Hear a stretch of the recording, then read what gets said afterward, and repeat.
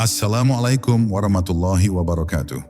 Pernahkah kamu merasa bahwa ada sesuatu dalam ibadahmu yang tidak bisa dijelaskan, seolah-olah ada getaran halus yang memanggilmu, tetapi kamu sendiri tidak tahu dari mana asalnya?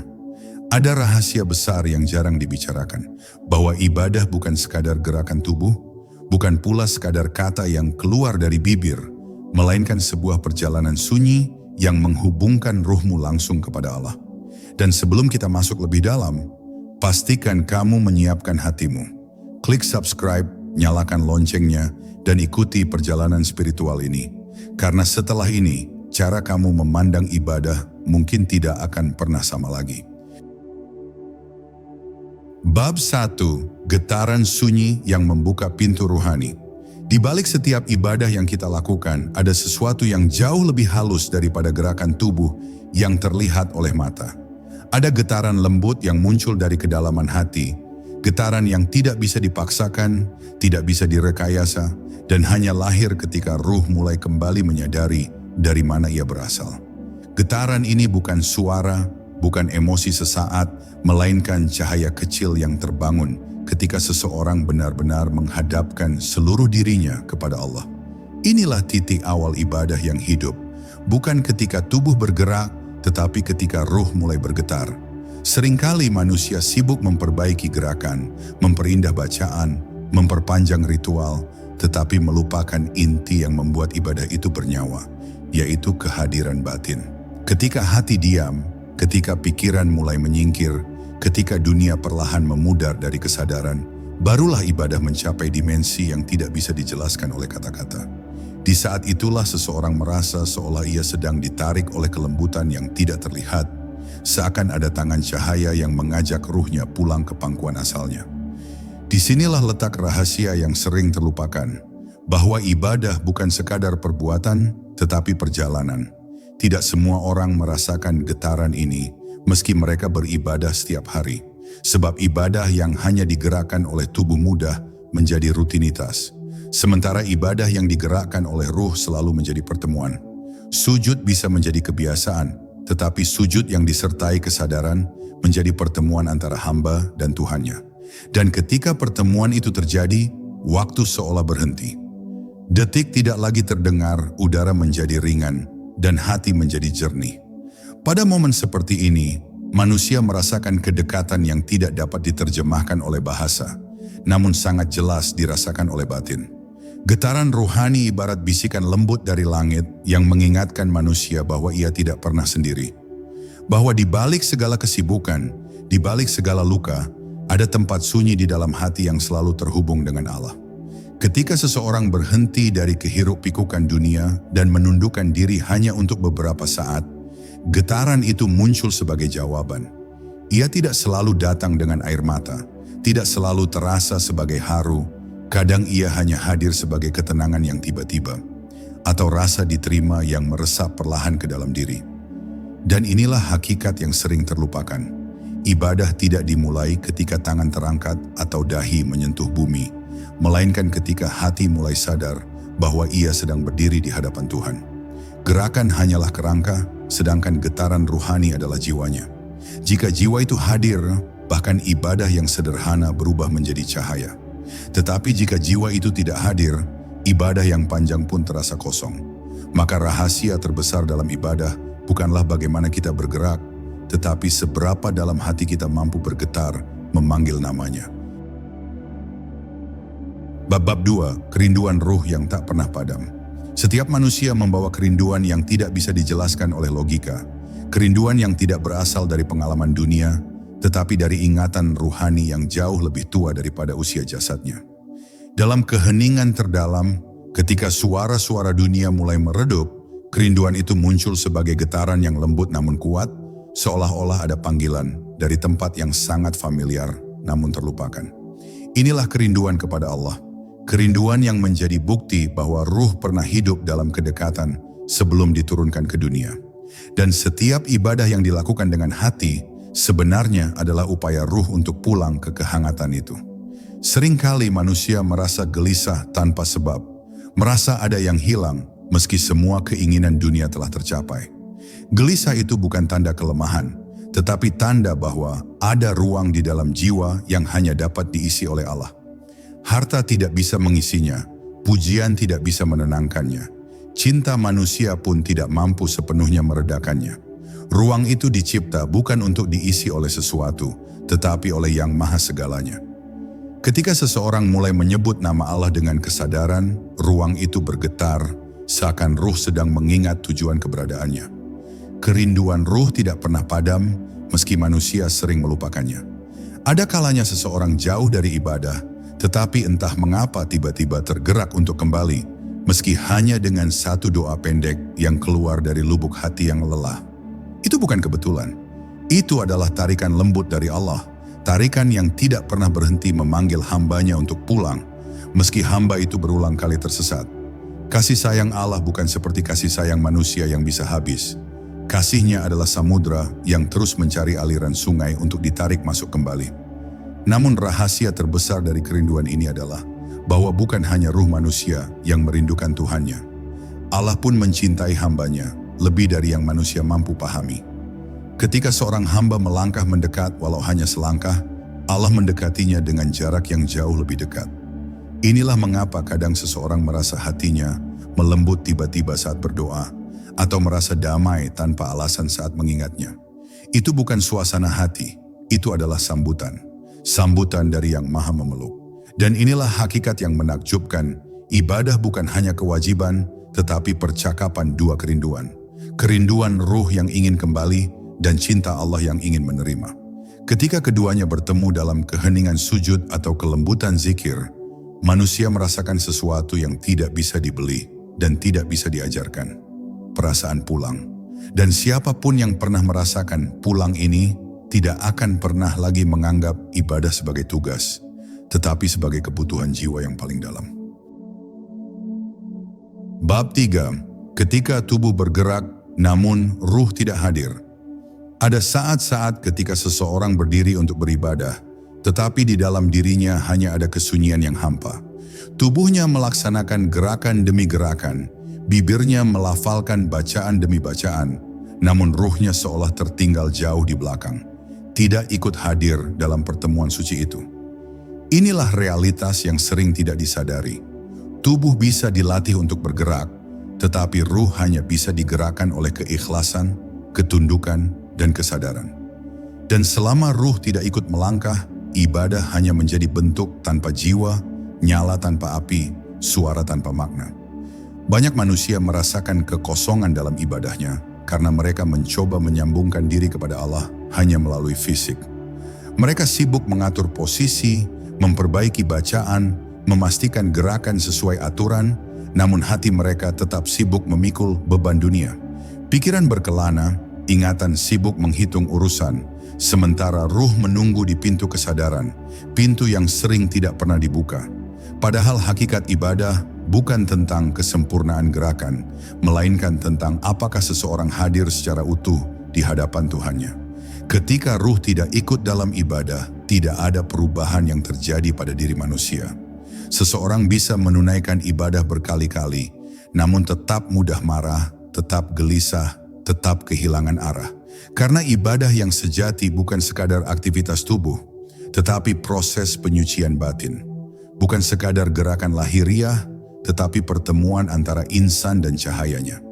Ibadah tanpa ruh tidak mampu meredakan kegelisahan, tidak mampu menyembuhkan luka batin, karena yang menyembuhkan bukan ritusnya, melainkan kehadiran hatinya. Namun begitu ruh mulai terlibat, ibadah berubah menjadi pengalaman yang hidup. Gerakan sederhana pun terasa memiliki makna yang dalam. Bacaan pendek pun menembus hingga inti kesadaran. Ada ketenangan yang meresap perlahan, ada kelembutan yang menyelimuti batin, dan ada perasaan seolah seseorang sedang dipandang oleh kasih sayang Tuhan. Inilah ibadah yang membuat manusia kembali menjadi manusia, lembut, sadar, dan lebih mudah menyerahkan diri kepada ketentuannya. Dan inilah pesan halusnya. Kehadiran ruh tidak muncul dari paksaan, tetapi dari kesediaan untuk berhenti sejenak dari hiruk-pikuk dunia dan menyadari bahwa kita sedang berada di hadapan Zat yang Maha mengetahui isi hati.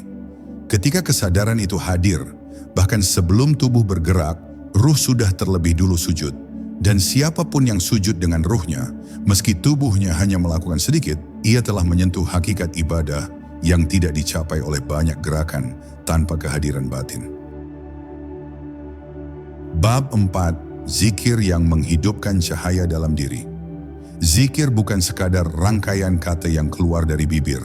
Ia adalah denyut yang membangunkan sesuatu yang sudah lama tidur di dalam dada manusia. Ketika seseorang menyebut nama Allah dengan kesadaran, bukan hanya bibir yang bergerak, tetapi ada cahaya yang perlahan menyala di pusat ruhani. Cahaya itu kecil pada awalnya, seperti bara yang tertutup debu. Namun setiap zikir adalah hembusan lembut yang membuatnya kembali berkilau. Inilah sebab mengapa zikir terasa menenangkan. Bukan karena lafaznya, tetapi karena ruh sedang kembali mengenali frekuensi aslinya. Ada energi halus yang lahir dari zikir yang dilakukan dengan hati yang jernih. Energi ini tidak terlihat oleh mata, tetapi dapat dirasakan oleh batin yang peka, seperti aliran sejuk yang menyusup perlahan ke dalam kesadaran. Ia menghapus gelisah tanpa suara, melelehkan beban tanpa perlu dijelaskan, dan menguatkan hati tanpa harus diminta.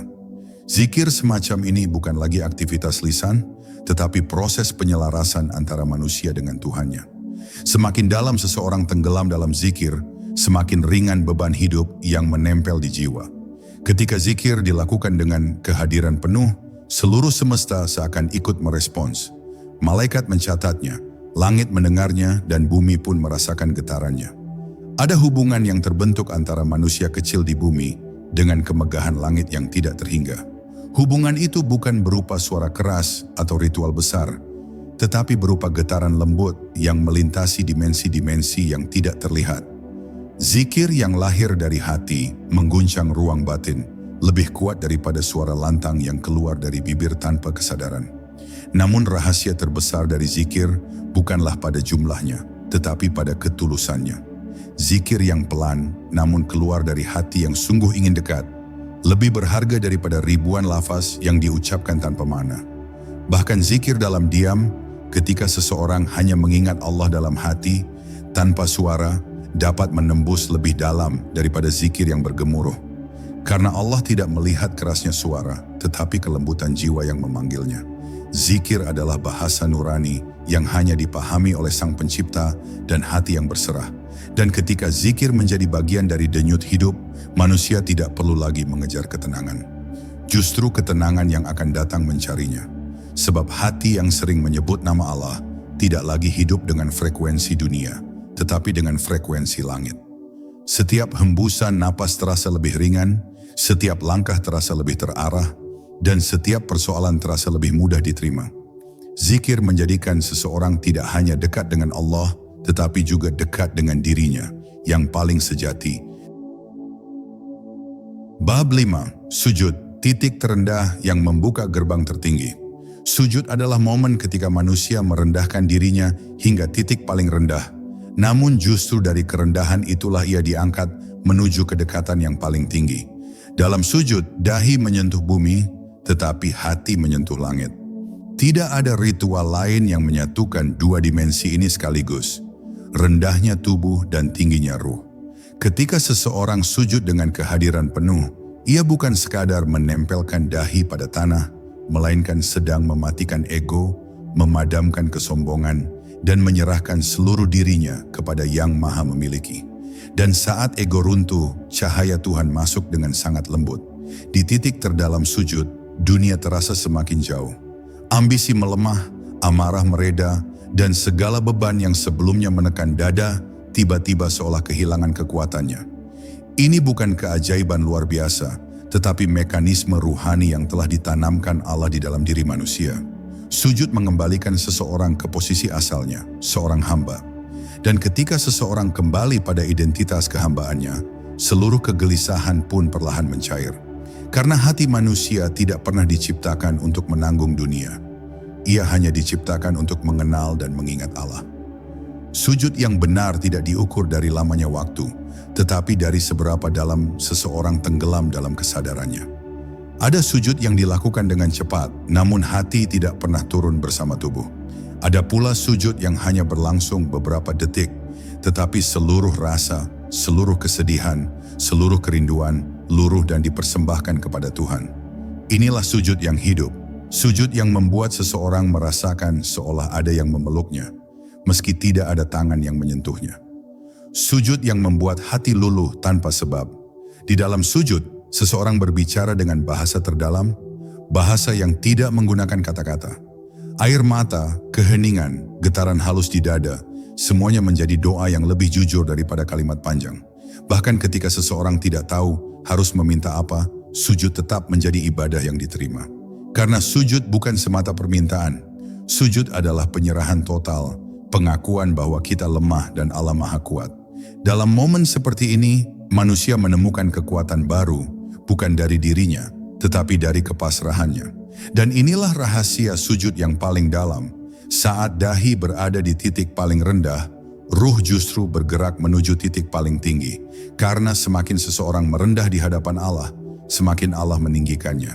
Sujud bukan hanya simbol ketundukan, tetapi pintu yang menghubungkan dunia fana dengan alam ruhani.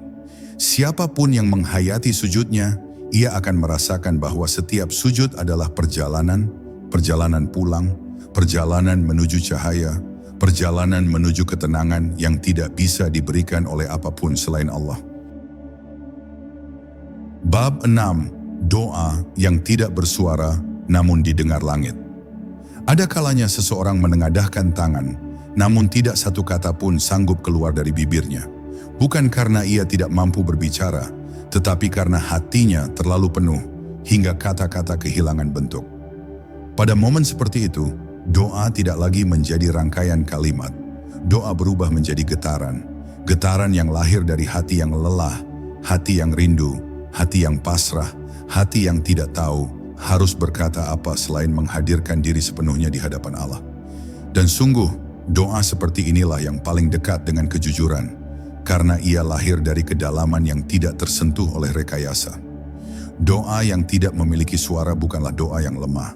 Justru ia adalah doa yang paling kuat karena ia tidak melewati bibir, tetapi langsung naik dari pusat ruhani. Ada waktu-waktu tertentu di mana seseorang hanya mampu diam, namun diamnya adalah bahasa yang sangat fasih di mata langit. Allah tidak menilai panjangnya kata tetapi luasnya keikhlasan. Tidak peduli apakah doa itu terucap atau hanya dirasakan, selama ia berasal dari hati yang pasrah, langit pasti mendengarnya. Karena bahasa ruh selalu lebih jelas daripada bahasa lisan. Ketika seseorang berdoa dalam diam, ia sebenarnya sedang membuka ruang batin yang paling jujur kepada Allah. Tidak ada kepura-puraan, tidak ada struktur kalimat, tidak ada keinginan untuk terdengar indah. Yang ada hanyalah pengakuan sunyi bahwa dirinya lemah, kecil, dan sangat membutuhkan pertolongan. Pada saat seperti itu, doa bukan lagi permintaan. Doa menjadi penyembuhan. Ia menyembuhkan bukan karena yang diminta dikabulkan, tetapi karena hati merasa dekat, merasa dilihat, dan merasa dipeluk oleh kasih Tuhan. Doa dalam diam seringkali lebih menggetarkan daripada doa yang disuarakan. Sebab ketika seseorang memejamkan mata, menarik napas perlahan, dan memanggil Allah dalam batinnya, seluruh dunia seakan berhenti. Tidak ada lagi hiruk-pikuk, tidak ada lagi beban yang menekan, dan tidak ada lagi rasa takut yang selama ini mengganggu. Yang tersisa hanyalah hubungan antara satu hamba dengan Tuhannya. Hubungan yang tidak bisa dijelaskan, tetapi selalu bisa dirasakan. Dalam keheningan itu, seseorang merasakan jawaban, bukan dalam bentuk kata, tetapi sebagai kedamaian yang tiba-tiba hadir. Dan inilah keajaiban doa yang paling halus. Doa yang paling didengar bukanlah doa yang paling keras, tetapi doa yang berasal dari kedalaman. Allah tidak membutuhkan suara untuk mengerti, karena Dia melihat isi hati, bahkan sebelum hati itu menyadarinya. Doa yang terucap tanpa suara bisa menggetarkan langit lebih kuat daripada doa yang berteriak. Sebab yang membuat doa itu terangkat bukanlah getaran di udara, tetapi getaran di jiwa. Dan siapapun yang pernah merasakan kekuatan doa sunyi akan tahu bahwa keheningan pun dapat berbicara, dan langit mendengarnya dengan sangat jelas. Bab 7. Ketika hati menjadi cermin cahaya ilahi. Ada saat ketika hati manusia menjadi begitu jernih hingga ia mampu memantulkan cahaya yang datang dari Tuhan. Bukan cahaya yang terlihat oleh mata, tetapi cahaya yang hanya dapat dirasakan oleh batin, cahaya yang menenangkan, menyembuhkan, dan memberi arah pada jiwa yang tersesat. Hati yang jernih tidak muncul begitu saja. Ia lahir dari perjalanan panjang, dari luka yang disucikan, dari kesabaran yang diuji, dan dari ibadah yang dilakukan dengan kesungguhan. Dan ketika hati mencapai kejernihan itu, ia berubah menjadi cermin yang memantulkan kasih sayang Allah dengan begitu lembut ke seluruh diri manusia. Hati ibarat wadah. Jika penuh oleh dunia, ia tidak dapat menampung cahaya. Jika dipenuhi ambisi, ia tidak dapat merasakan keteduhan. Namun ketika hati kosong dari keangkuhan, dari keluhan yang berlebihan, dari kebisingan yang dipaksakan oleh dunia, ia menjadi ruang sunyi yang amat luas. Di ruang sunyi inilah cahaya ilahi turun. Itulah sebabnya sebagian orang merasakan ketenangan tanpa alasan setelah beribadah, karena hatinya sedang disentuh oleh sesuatu yang lebih besar daripada dirinya. Sentuhan itu begitu halus, namun mampu menggugurkan duka bertahun-tahun. Ketika hati telah menjadi cermin, seseorang tidak lagi memandang hidup dengan cara yang sama. Ia mulai melihat rahmat di balik setiap peristiwa, meski peristiwa itu tampak buruk di mata manusia.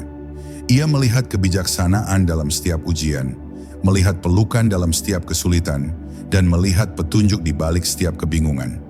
Bukan karena ia mengetahui rahasia masa depan, tetapi karena hatinya jernih. Dan hati yang jernih mampu membaca tanda-tanda yang tidak pernah dilihat oleh mata, tetapi selalu dibisikkan oleh Tuhan kepada mereka yang tenang. Hati yang memantulkan cahaya ilahi juga membentuk akhlak yang lembut. Seseorang yang hatinya bercahaya tidak mudah menyakiti, tidak mudah marah, tidak mudah merasa kekurangan. Ia memandang manusia dengan kasih sayang karena ia tahu bahwa semua sedang berjuang. Ia memandang dunia dengan ringan karena ia tahu bahwa semuanya sementara. Dan ia memandang dirinya dengan rendah hati karena ia merasakan betapa seringnya Allah menutupi kekurangannya. Semakin hati bercahaya, semakin lembut perilaku seseorang. Bukan karena dipaksa, tetapi karena cahaya itu bekerja dari dalam dirinya. Inilah rahasia besar yang sering luput. Hati yang bersih bukan hanya membuat manusia dekat dengan Allah, tetapi juga membuat dirinya menjadi tempat singgah yang nyaman bagi sesama. Orang-orang merasa teduh di dekatnya, merasa aman mendengarkan ucapannya, merasa damai melihat caranya menghadapi hidup. Itu bukan pesona duniawi, tetapi pantulan cahaya ilahi yang keluar tanpa disadari. Dan siapapun yang ingin hatinya menjadi cermin cahaya itu, tidak perlu mencari hal yang rumit. Cukup dengan terus menjaga hubungan dengan Allah, memperbanyak zikir, dan merawat ketenangan batin. Karena ketika Allah menerangi hati seseorang, seluruh dirinya ikut bersinar. Bab 8. Sunyi sebagai jalan rahasia menuju Allah. Ada ruang di dalam diri manusia yang tidak bisa disentuh oleh siapapun, bahkan oleh dirinya sendiri, kecuali ketika ia masuk ke dalam sunyi yang terdalam. Sunyi bukan sekadar hening tanpa suara. Sunyi adalah keadaan ketika hati berhenti mengejar, berhenti mengeluh, berhenti membandingkan, dan berhenti berperang dengan dirinya sendiri. Di momen seperti itu, seseorang menemukan bahwa di balik lapisan pikiran dan perasaan yang berisik, ada lapisan lembut yang selama ini menunggu untuk ditemui. Lapisan inilah yang menjadi pintu rahasia, pintu yang menghubungkan manusia dengan kehadiran Allah tanpa hambatan apapun. Banyak orang takut akan kesunyian karena mereka tidak terbiasa mendengar suara batin mereka sendiri. Mereka lari dari hening, mencari suara, kesibukan, dan gangguan untuk menutupi kegelisahan yang tidak pernah selesai. Namun orang yang sudah merasakan nikmatnya sunyi justru akan mencarinya seperti seseorang mencari air di tengah padang pasir. Karena di dalam sunyi ia merasakan jati dirinya. Ia merasakan kelembutan Tuhan yang tidak pernah ia sadari saat pikirannya riuh. Sunyi bukan kekosongan, sunyi adalah ruang suci yang dipenuhi oleh kehadiran yang tidak terlihat. Ketika seseorang merangkul kesunyian, ia menemukan bahwa doa menjadi lebih jujur, zikir menjadi lebih dalam, dan hatinya lebih mudah tunduk. Sunyi membukakan jalan bagi ruh untuk berbicara, bukan dengan kata-kata, tetapi dengan rasa. Rasa itulah yang membimbing seseorang mendekat kepada Allah tanpa harus banyak berteori. Dalam sunyi, tidak ada lagi kebutuhan untuk terlihat baik, terdengar saleh, atau tampak beriman. Yang tersisa hanyalah hubungan dua arah, hamba yang berserah dan Tuhan yang menerima. Sunyi menjadikan seseorang apa adanya. Sunyi juga merupakan ruang penyembuhan. Dalam keramaian, luka seringkali ditutupi, tetapi dalam sunyi, luka itu menampakkan diri agar dapat disembuhkan. Dan setiap luka yang dihadapkan kepada Allah akan berubah menjadi kekuatan. Ketika seseorang duduk dalam sunyi dan berkata dalam hatinya, "Ya Allah, aku lelah," seluruh beban yang disimpannya selama bertahun-tahun tiba-tiba terasa lebih ringan. Allah menyembuhkan hati bukan hanya melalui ayat yang dibaca atau doa yang diucapkan, tetapi juga melalui sunyi yang diberkahinya. Sunyi membuat seseorang kembali utuh, dan inilah keindahan sunyi. Siapapun yang telah merasakan kehadiran Allah dalam kesunyian, tidak akan lagi merasa sendiri meski ia berjalan dalam kegelapan. Ia tahu bahwa ada cahaya yang tidak tampak, namun selalu hadir. Ia tahu bahwa dalam diamnya ada suara lembut yang menuntunnya. Ia tahu bahwa keheningan bukan ketidakpedulian, melainkan cara Allah berbicara dengan bahasa yang hanya dapat dipahami oleh hati yang tenang. Dan ketika hati itu telah mengenal suara Tuhan dalam sunyi, seluruh hidupnya berubah menjadi perjalanan penuh keteduhan. Bab 9. Ketika doa tidak lagi diucapkan, tetapi dirasakan. Ada tahap dalam perjalanan spiritual ketika seseorang mulai memahami bahwa doa bukan hanya rangkaian kata yang meluncur dari bibir, tetapi aliran makna yang bergerak dari kedalaman hati menuju alam gaib yang tidak terlihat. Ketika doa mencapai tingkatan ini, ia tidak lagi membutuhkan banyak kalimat.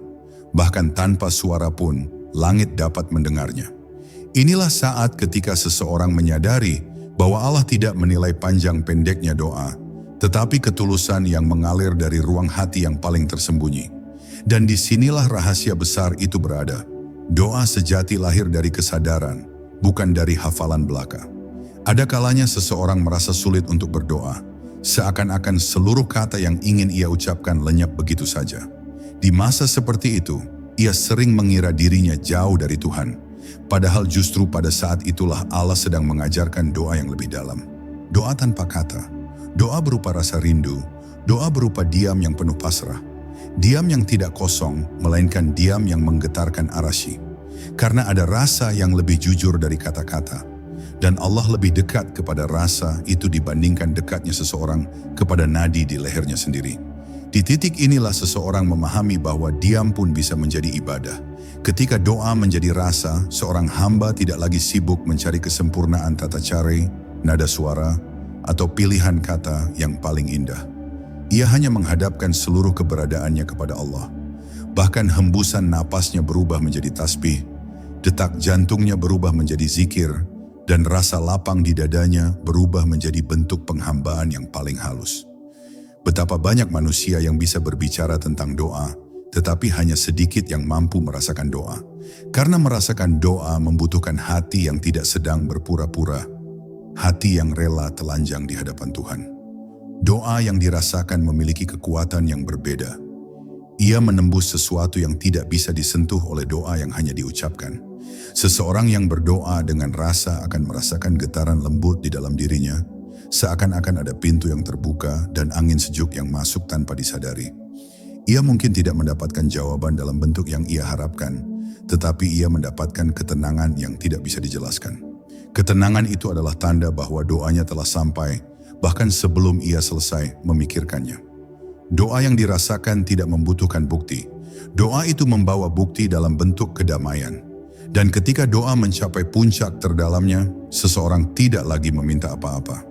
Bukan karena ia tidak punya harapan, bukan pula karena ia tidak memiliki kebutuhan, tetapi karena ia telah memahami bahwa Allah sudah mengetahui segalanya. Pada titik itu, doa berubah menjadi perjumpaan. Sebuah perjumpaan yang membuat hati luluh dalam kelembutan. Seseorang hanya duduk, bernapas, merasakan, lalu tenggelam dalam kehadiran yang tidak bisa dijelaskan oleh logika. Dan di saat seperti itu, Allah menjawab bukan dengan kata-kata, tetapi dengan ketenangan yang menetes perlahan ke dalam ruh, menghapus semua gelisah yang pernah ia bawa. Bab 10. Ibadah sebagai cahaya yang menuntun pulang. Pada satu titik dalam perjalanan batin, seorang hamba mulai menyadari bahwa seluruh ibadah yang ia lakukan, salat, zikir, doa, sujud, dan semua bentuk penghambaan, bukanlah tujuan akhir. Semua itu hanyalah lentera yang menerangi jalan pulangnya kepada Allah.